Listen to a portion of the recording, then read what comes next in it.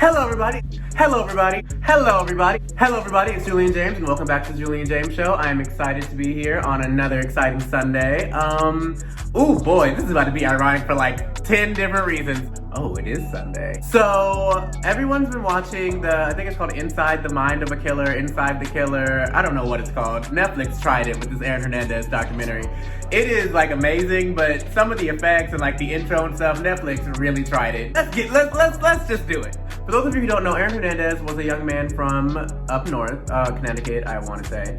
And they call him All-American, even though both of his parents were immigrants. But whatever. He was, you know, a great athlete, but a very troubled young man. From what it sounded like to me, Aaron Hernandez never wanted to be a football player. To me, it sounded like Sith wanted to be a cheerleader, but his daddy shut that down real early in life. Something that was very prominent throughout the documentary that stood out to me was how a lot of the guys that they interviewed sounded like, not like they hated football, but to me it sounded like a lot of people use football literally as like an escape and like life support, like something to carry them over from life to death, and that is like problematic as fuck. But the point of this video is Aaron Hernandez. Actually, it's not Aaron Hernandez. It's the NFL, CTE, and you down low niggas. I've been seeing a lot of controversy. It's been very controversial because it's like, oh, they're trying to say Aaron Hernandez was gay and that's why he was a killer, and they're trying to skip over the CTE. And then some people are saying, oh, well, the CTE had nothing to do, like the homosexuality and the CTE were not related and he was just a criminal and da-da-da-da-da. Here's the thing, right? All three of these things tie together beautifully because a lot of you niggas play football, a lot of you niggas are gay, and a lot of you niggas are in denial, and it's making y'all fucking crazy.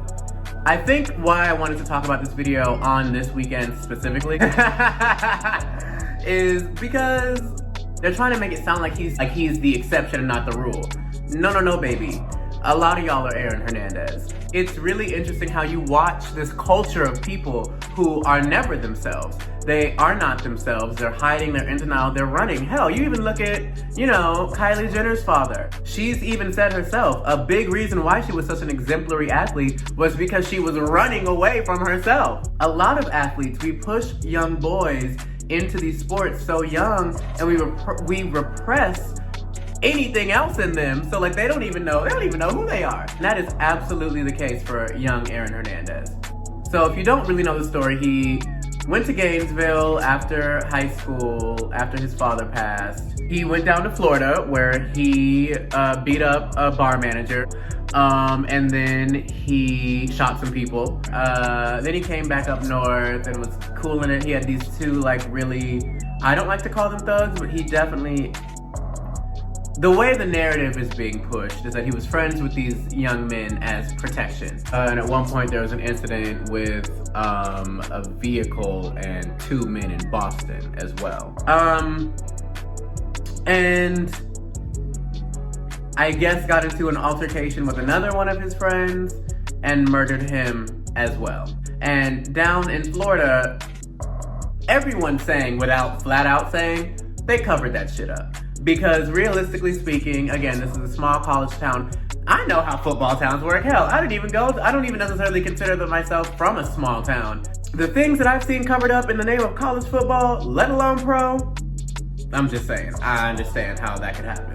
But also a mountain of evidence, like Aaron, like they didn't even, but what's so interesting is that it was so sloppily executed, and he did make such brash decisions, and he was so aggressive and so impulsive, but obviously upon his passing, you can see that like literally the part of his brain that would make those decisions, the part of your brain that makes decisions, the part of your brain that is not impulsive, was so damaged. It's really enough to stop and make you think about what we're doing to our kids and what we're doing to our boys with football in this country. So the DL thing, right? Like I really do just want to talk about it because it is important. I think it also does, there's something to be said about the fact that Aaron Hernandez was sexually abused really young in life, and he blamed his sexual abuse for his sexuality. And what makes me so sick about that is that a lot of boys or men, when they are sexually abused earlier and they feel like they're running or they feel like they Like, oh, why would this happen to me? Why does this make me this way? That really does make me sad, because a lot of boys, obviously not everyone, because some people are sexually assaulted before they're even, you know, they can even speak fully. But in some cases, in a lot of cases, boys are preyed upon because people can tell. A lot of time, we are targeted because we're very clearly, or because someone can tell, and that's like the shitty part, because he really hated himself and his attacker, I'm assuming, for making him this way. Like, that is just disgusting. And then also the aspect of it was he felt such shame about it. He was a scared kid. Aaron Hernandez was a scared child, and he was a scared child from whenever the hell his daddy beat his ass for playing with Barbies or wanting to be a cheerleader or whatever the hell. From that moment to the moment he took his life, there was absolutely no growth, because he was a scared child who made decisions like a child. And then, you know, there's the whole aspect of the brain damage. He was severely brain damaged and had a terrible support system. His wife or fiance or whatever was like the worst. I mean, she was like, I guess a good person, but like, as far as, she was just trash. The mother was trash. The brother, I don't want to call him trash, because the brother was the only one in the documentary who was telling the truth. But even him, I'm looking at all them niggas sideways. It was just very chilling to watch as someone who doesn't believe in football, someone who doesn't believe in the NFL, someone who is, you know, who's actively been boycotting the NFL for years now. Not that my gay ass has ever really paid a bill with the NFL. It's concerning just to hear the whole culture of DL men and literal brain damage and protecting. The NFL really, if there was less evidence, the NFL would have protected him tooth and nail down to the very end. And that's like the scary part of it all. Like, we really do live in a society where if you can throw a ball fast enough, and if you can take them hits, and if you can make them field goals, it really doesn't matter what you do in your free time, baby. Make that money, honey. And that's a little frightening. So lastly, I just really want to talk about how being in the closet and really hating yourself for that long, it really does mess with your mind. When you don't live in reality, when you're not centered in reality, the mind is the most powerful muscle in the body. So when you're fooling your brain, you're damaging the muscle.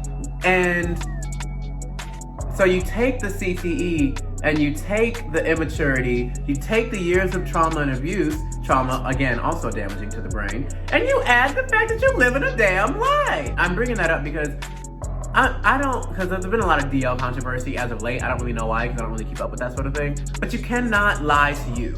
9 times out of 10, it's not that deep, bruh. I know you hate you, but you can't hate you forever. And if you don't hate you, you're better off hating yourself on the other side of the dirt than this one. You know, live in your fucking truth. Like, I mean, if you don't want to come out, I guess don't. But like, also don't kill people in open fields and try to blame it on your friends. Don't do that either, because both of those things are whack.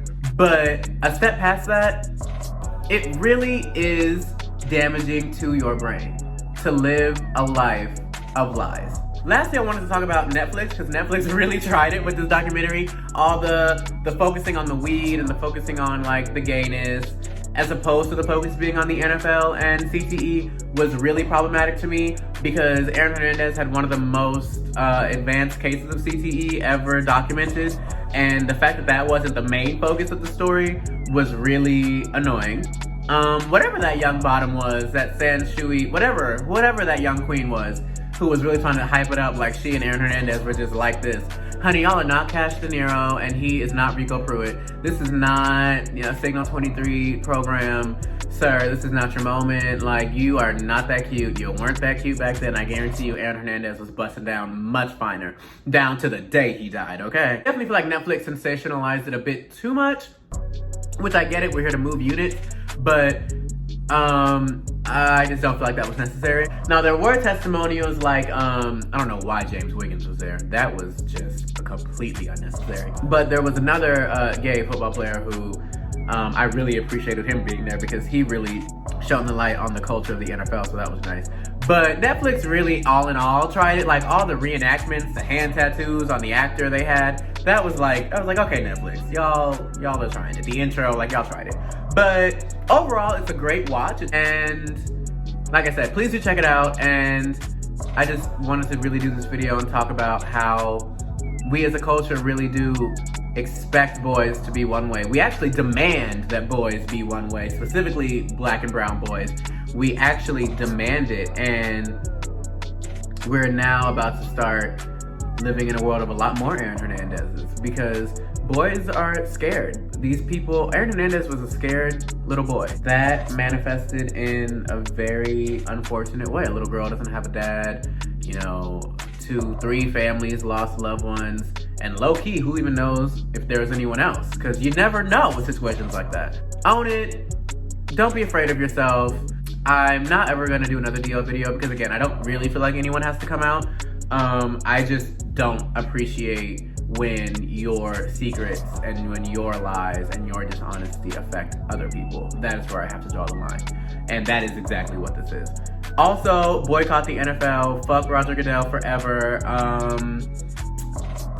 Because they're killers. Like, football's dangerous. Like, and as we get older, what year are we in? 2020? By 2030, there will be so many cases of CTE that football will probably be outlawed, because by 2040, assuming the world still exists, which is a very big assumption, there will not be football anymore, and I could put that on just about anything. Watch the documentary. It was really good. It's a good watch. It's not too taxing. It's not heavy. It's a little chilling at times when they describe some of the murders, but it's not like too heavy. It's not too traumatizing.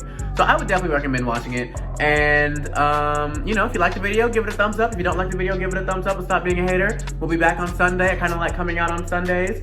Have a lot of fun things coming for you guys, including my slick down ponytail. And, tell me what you like. Give me your feedback. Share the video. Tell your mother, your brother, your sister, and your friends. And I'll be back in a week.